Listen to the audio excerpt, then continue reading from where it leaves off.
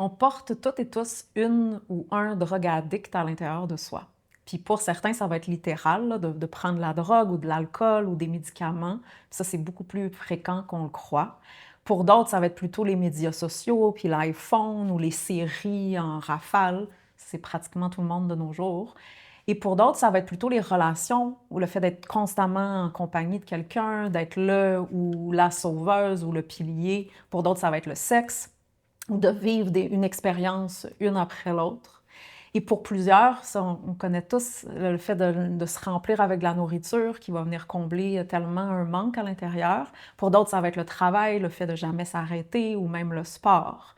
Et sans oublier, bien entendu, la drogue ultime, ça veut dire le drame, puis les émotions, puis les fantasmes mentaux qu'on se répète en boucle. Puis ça, c'est une drogue, en fait, infinie, qui est gratuite, puis qui est en abondance. Là. Donc, on peut créer sans fin dans notre vie. Et même les expériences spirituelles dans le pot pourri du New Age, mais sont souvent utilisées comme une drogue pour avoir un high, parce que finalement, on s'ennuie dans nos vies. Et on le sait, par exemple, telle ou telle habitude, on sait qu'elle n'est pas bonne ou optimale pour soi, mais pourtant, on la fait quand même. Et il y a une raison à ceci. Et de là, donc, j'ai besoin de développer une relation avec le ou la drogue addict. C'est absolument essentiel de la connaître, de connaître cette partie-là de soi, de la comprendre puis de l'intégrer. Parce que, malgré le fait qu'on généralement on en a honte ou on la cache, mais elle cherche quelque chose, puis elle a faim, puis elle a soif. Et souvent, donc, on est en bataille contre celle-ci, puis on la juge, puis on va la réprimer le plus qu'on peut, puis à un moment donné, elle prend complètement le dessus, puis elle prend le contrôle sur soi. Et celle-ci, notre drogue addict, est habituée aux sensations fortes, à s'engourdir pour pas se ressentir véritablement, et ou à vivre comme une ouverture, là, comme une impression d'ouverture qui est en fait comme une déchirure, tout crack open, puis ensuite de ça, se sentir complètement comme de la merde, puis crasher. Et elle est là parce qu'on n'a pas appris à être en relation avec soi-même, puis à laisser de là la vie circuler à l'intérieur de soi. On a appris en fait à se remplir tout de suite et non pas à rester avec le vide, puis rester donc finalement avec soi-même et pouvoir de là choisir qu'est-ce qu'on laisse rentrer. Ça veut dire qu'est-ce que je vais choisir de consommer ou pas. Et la façon dont la drogue addict a de se sentir vivante, c'est de s'autodétruire. Sinon, ça semble comme elle a perdu la sensibilité, fait qu'elle a besoin d'un high qui est vraiment fort, puis ensuite de ça, vivre le low qui suit.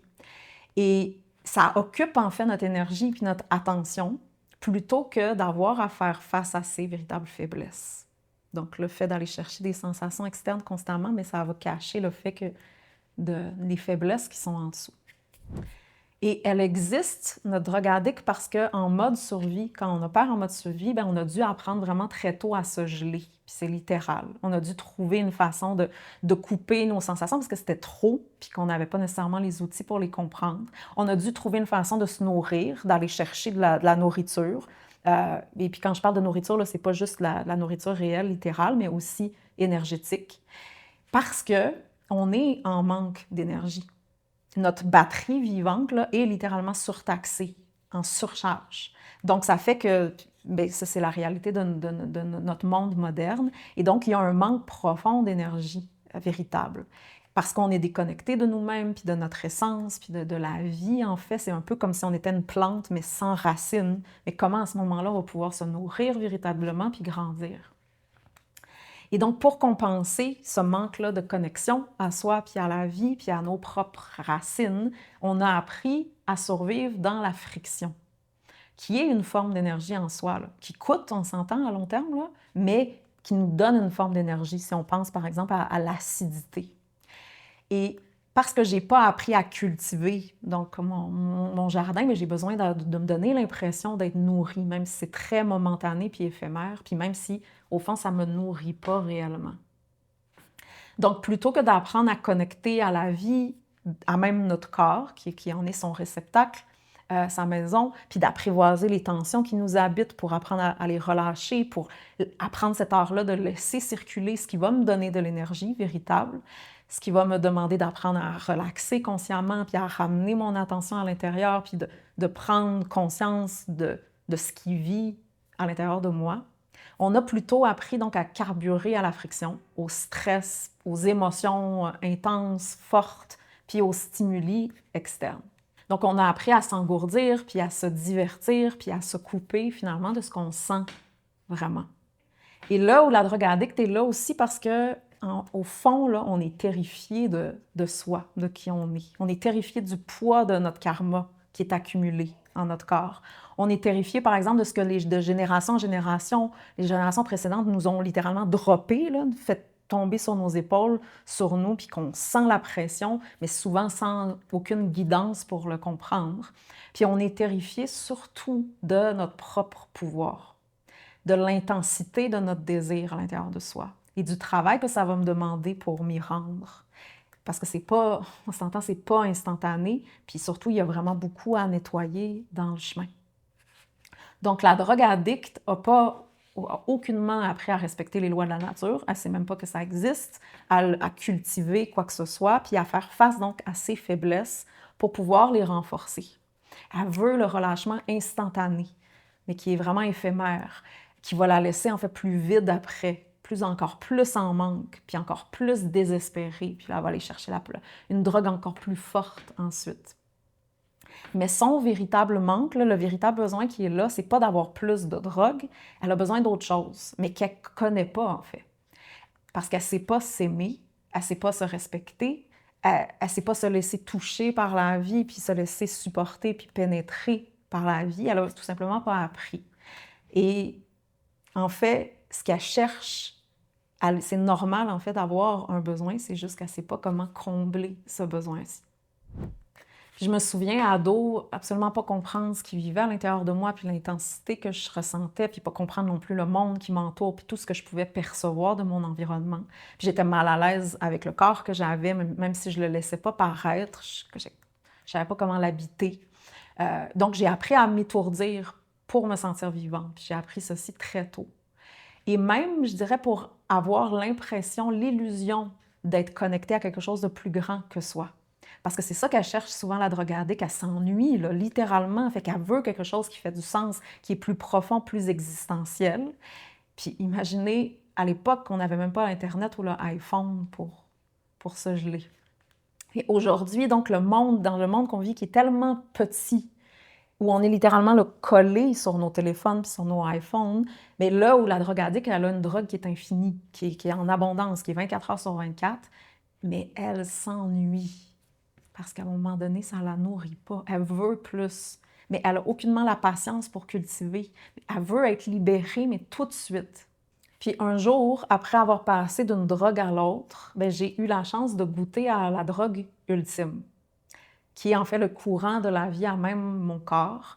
Puis quand tu y goûtes là, à ce nectar-là, puis que tu apprends à le cultiver, bien que la drogue addict, elle va continuer à vouloir son quick fix, là, ça va pas disparaître du jour au lendemain d'un claquement de doigts, mais elle goûte petit à petit à autre chose. Donc, elle sait qu'il y a autre chose qui est possible. Puis à un moment donné, on prend de plus en plus conscience des conséquences de nos actions, du fait que, de la réalisation que notre énergie puis notre santé, mais elles sont pas infinies, comme on pouvait croire quand on était jeune. Et souvent, même si on a goûté à ceci, puis on est vraiment dur à comprendre, là, ça prend du temps, puis le désir inconscient de mort puis de destruction à l'intérieur de soi est vraiment fort. Mais petit à petit, de là émerge un nouvel élan, plus fort que celui de destruction. Puis la compréhension que le quick fix ne va jamais m'apporter ce que je cherche vraiment. Et de là, on commence aussi à mieux comprendre puis à mieux connaître les forces qui habitent à l'intérieur de soi, qui, depuis des générations, connaissent pratiquement que l'autodestruction ou la répression. Donc, plus j'apprends à laisser ces parties-là de moi exister, sans devoir soit se jeter dans le feu tout de suite ou éteindre ce feu-là à tout prix. Donc, j'apprends à les apprivoiser. Donc, on s'entend, c'est un art, l'amour-propre, puis c'est quelque chose d'apprendre à se donner une nourriture durable puis véritable plutôt que de chercher la pilule magique. Mais en fait, la pilule magique, elle n'existe pas. Et c'est aussi, surtout, c'est très éphémère, puis ça a aussi un immense prix à payer. Mais par contre, il existe une autre drogue qui ne détruit pas, qui en fait, c'est pas une drogue, c'est la vie. C'est le courant de la vie, c'est son nectar. C'est palpable, c'est pas quelque chose d'ésotérique, c'est très réel, c'est très concret. Mais c'est aussi beaucoup plus subtil que ce qu'on a été habitué. Donc, ça rend pas high, au contraire, ça ancre, ça décompense, puis ça nourrit profondément, puis de là, ça élève. Mais quand notre corps est rempli de friction, ce qui est le cas de tous, mais ça va nous monter très rapidement à la tête dès que ça commence un petit peu, là, un temps soit peu, à circuler à l'intérieur de soi pour justement rechercher encore une fois ce high-là tant désiré. Donc, pour apprendre à faire grandir ma relation à la vie, puis à faire grandir ma relation à moi-même, j'ai besoin d'abord de connaître intimement ces parts-là de moi qui sont accros, qui sont habituées à aller vers un quick fix. Donc là où la drogue addict à l'intérieur. Puis pas la voir comme un ennemi. La comprendre, la connaître, l'intégrer pas à pas, puis de là lui donner des compensations, mais qui sont moins coûteuses, comme le ferait un parent. Plutôt que de se nourrir, puis ça c'est une autre drogue qu'on connaît vraiment bien, c'est de se nourrir de la culpabilité en boucle, là, puis spinner, c'est une drogue extrêmement puissante. Et de là, pas à pas, apprendre à donc se nourrir autrement. Et sinon, parce que si la drogue addict en nous, là, elle n'est pas réellement entendue puis satisfaite, bien, elle va toujours se rebeller puis on ne pourra pas avancer.